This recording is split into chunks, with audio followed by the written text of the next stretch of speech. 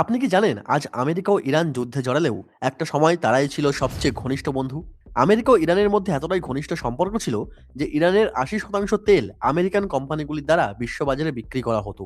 এর বদলে ১৯৫০-এর দশক থেকে আমেরিকা ইরানকে সামরিক শক্তি বাড়াতে সাহায্য করে। এই সময় ইরানের শাসক ছিলেন শাহ মোহাম্মদ রেজা পাহেলভি, যিনি আমেরিকার ঘনিষ্ঠ মিত্র ছিলেন। কিন্তু ১৯৭৯ সালে সবকিছু বদলে যায়। ইরানিয়ান রেভলিউশনের মাধ্যমে ইরানের রাজা শাহ মোহাম্মদকে সরিয়ে ক্ষমতায় আসেন সৈয়দ আলী হোসেনি খামেনি।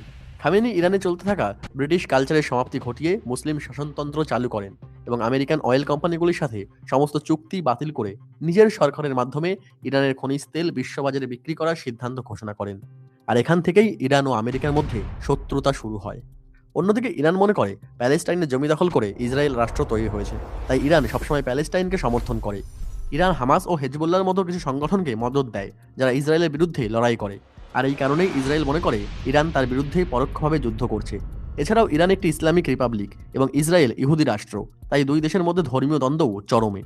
এবার আসি নিউক্লিয়ার পাওয়ারে। আমেরিকা বা ইসরায়েল কেউই চায় না যে ইরান নিউক্লিয়ার বম বানিয়ে ফেলুক। তবে সাম্প্রতিক সময়ে একটি তথ্য অনুযায়ী ইরান প্রায় ৬০% ইউরেনিয়াম এনরিচমেন্ট করে ফেলেছিল, যা ৯০% করে ফেলতে পারলেই নিউক্লিয়ার বোমা বানানো সম্ভব। আর মূলত এই ভয় থেকেই আমেরিকা ও ইসরায়েল ইরানের ওপর যুদ্ধ ঘোষণা করে। এরকম আরও জিওপলিটিক্যাল ইনফরমেটিভ ভিডিও দেখার জন্য আমাদের চ্যানেলটিকে সাবস্ক্রাইব করতে ভুলবেন না। ধন্যবাদ।